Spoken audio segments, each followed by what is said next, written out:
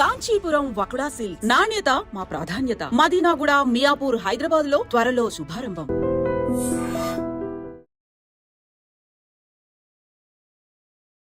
Hi, hello, నమస్తే, welcome back to iDream media. ఈరోజు మనతో ఉన్నారు హైకోర్టు అడ్వకేట్ అలాగే ఇమిగ్రేషన్ లాయర్ అయిన పృథ్వీ గారు. ముఖ్యంగా లేటెస్ట్గా అమెరికన్ అప్డేట్ వీసాకు సంబంధించి అయితే గోల్డ్ వీసా కార్డ్ అనేది, దీనికి గ్రీన్ కార్డ్కి మధ్యలో ఎలాంటి వ్యత్యాసాలు ఉన్నాయనేది తెలుసుకుందాం ఒకసారి. నమస్కారం సార్. నమస్తే Virat. Sir, gold visa card, golden visa card, ఇది కొంచెం EB5 లాంటిది అని చెప్పేసి కొన్ని వస్తూ ఉన్నాయి న్యూస్లో. అయితే అసలు గ్రీన్ కార్డ్ అనేది ఎక్కువ మందికి కావాల్సిన వస్తువులా చూస్తూ ఉంటారు అక్కడ వెళ్ళే ఇమిగ్రేషన్స్ అందరూ కూడా. ఈ green card versus gold visa card versus EB5, ఈ మూడింటి మధ్యలో డిఫరెన్స్ ఏ విధంగా ఉంటుంది? విరాట్, ఇప్పుడు EB5 కానీ మన గ్రీన్ కార్డ్ గురించి వెళ్ళేటప్పుడు లాస్ట్ టైం కూడా ఒక వెబ్సైట్లో నాకు గుర్తుంది, దాని గురించి green card how to acquire green card అని మనం మాట్లాడుకున్నాం. గ్రీన్ కార్డ్ EB5 ఈ రెండిటికి కన్నా ఇవి ఏమీ అమెరికాకి బిజినెస్ ఇవ్వట్లేదు అని చెప్పి ట్రంప్ గ్రహించి ఎప్పటి నుంచో తన మైండ్లో ఉన్నటువంటి ఒక ప్రపోజల్ గోల్డ్ కార్డ్ అనేది తీసుకొచ్చాడు.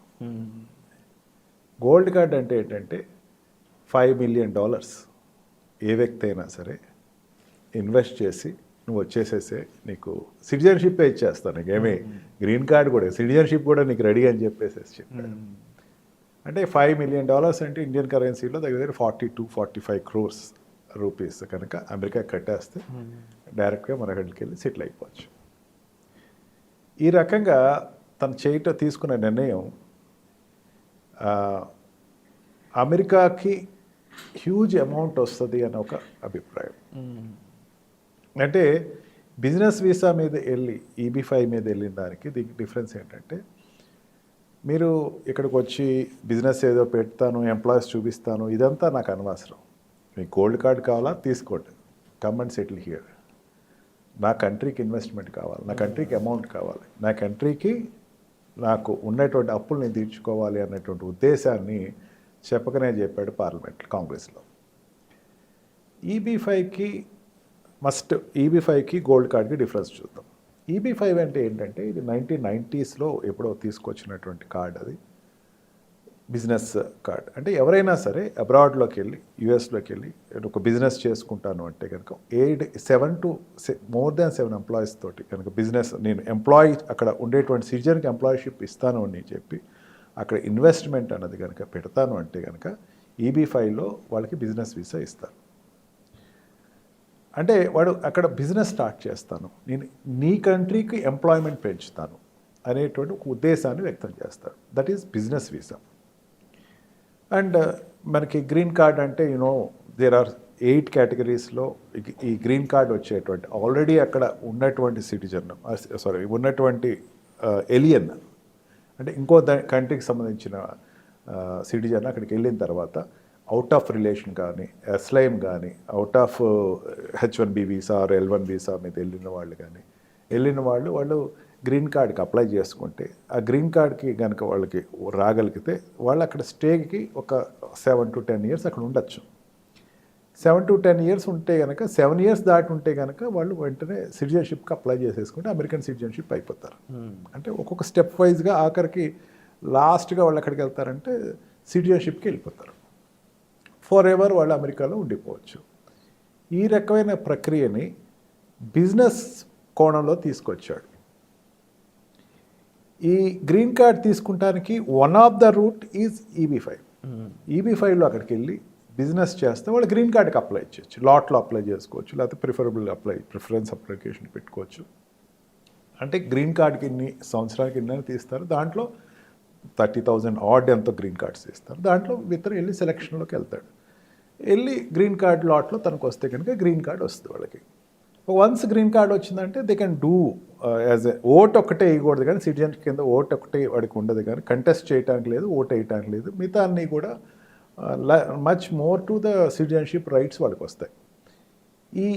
ఇవన్నీ నువ్వు ఒక ప్రక్రియలో వెళ్ళాలి. EB5 తీసుకోవాలి, గ్రీన్ కార్డ్ తీసుకోవాలి, తర్వాత నువ్వు అప్లికేషన్ పెట్టుకోవాలి, సిటిజన్షిప్ అవ్వాలి. అవన్నీ అక్కర్లేదు boss, come with cash, take our citizenship అనేటువంటి నోషన్ నేను నిన్న కాంగ్రెస్లో ఆయన అనౌన్స్ చేయటంలో పూర్తిగా అంటే ట్రంప్ ఈ అమెరికాని డెవలప్ చేయడానికి, అమెరికాని ముందుకు తీసుకెళ్ళటానికి, self sustain America is already self sustain, but ఎకనామికల్గా ఓవర్ఫ్లో ఆఫ్ అమౌంట్స్ ఉండాలి అనేటువంటి ఒక థీరీ ట్రంప్ తీసుకొచ్చిన విధానం ఇది. ట్రంప్ అనే పర్సన్ మోర్ దెన్ ఏ పొలిటీషియన్ కంటే కూడా ఒక బిజినెస్ మ్యాన్గా జనాలకి బాగా పరిచయమైన వ్యక్తి. బట్ మోర్ ఓవర్ ఏంటి అంటే అదే విధానం ఇప్పటికీ కంటిన్యూ చేస్తున్నారు.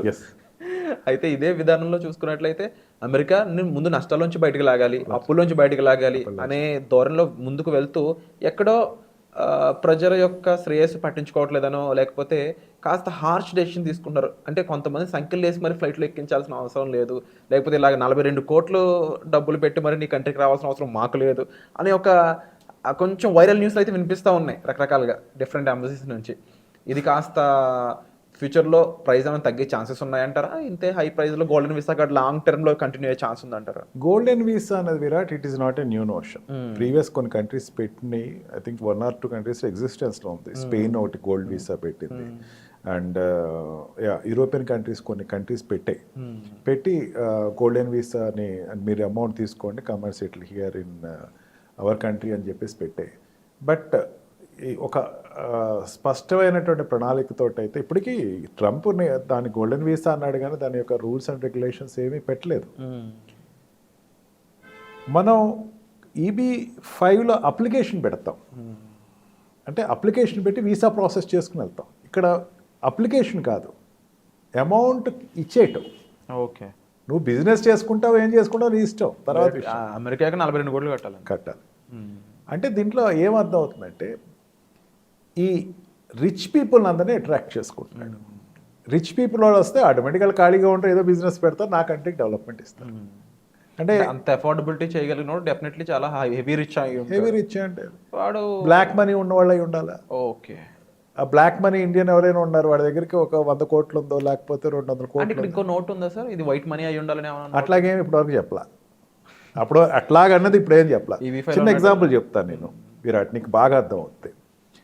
ఇప్పుడు నీరవ్ మోడీ, లేకపోతే వాట్ వి కాల్ ఈయన కింగ్ ఫిషర్స్ అధినేత కావచ్చు, వీళ్ళందరూ లండన్ వెళ్ళారు.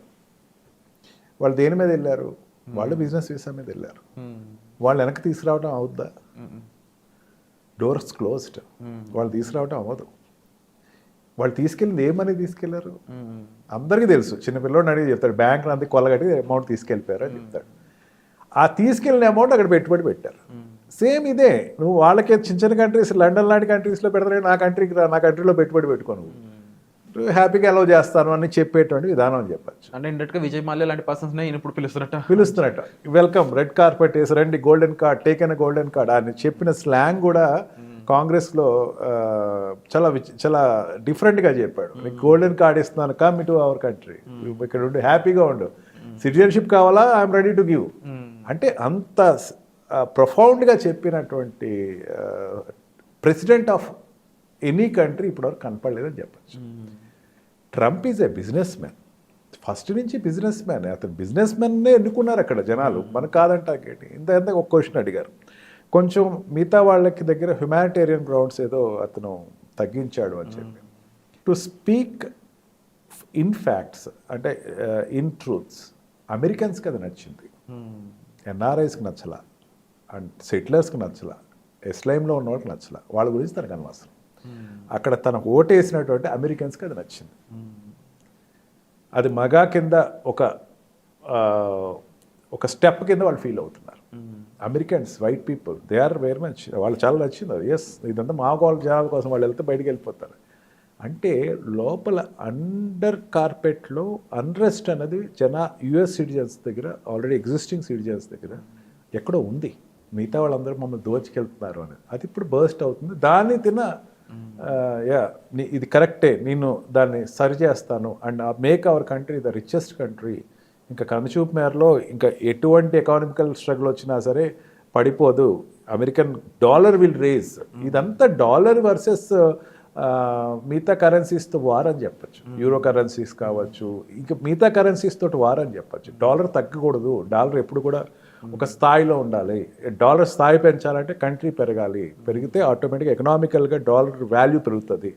డాలర్కి వచ్చేటువంటి వాల్యూ కింద వాడు అతను తీసుకున్నాడు అనమాట. It's a business.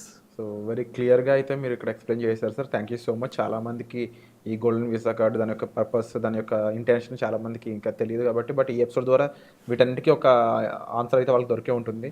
సో మీరు స్టడీ పర్పస్ ఆర్ లేకపోతే జాబ్ పర్పస్ మీద ఏ విధంగా మీరు అమెరికా ఇమిగ్రేట్ అవ్వాలనుకున్నా, లేదంటే ఇమిగ్రేట్ అయిన వాళ్ళు ఉన్నా సరే అక్కడ మీకు హెల్ప్ కావాలి లేదంటే ఒక గైడెన్స్ కావాలనుకున్నట్లయితే మన పృథ్వీ గారు always there and personal appointments already provide చేస్తున్నారు. సో దానికి సంబంధించి ఇన్ఫర్మేషన్ కోసం మీరు సార్ని సంప్రదించవచ్చు.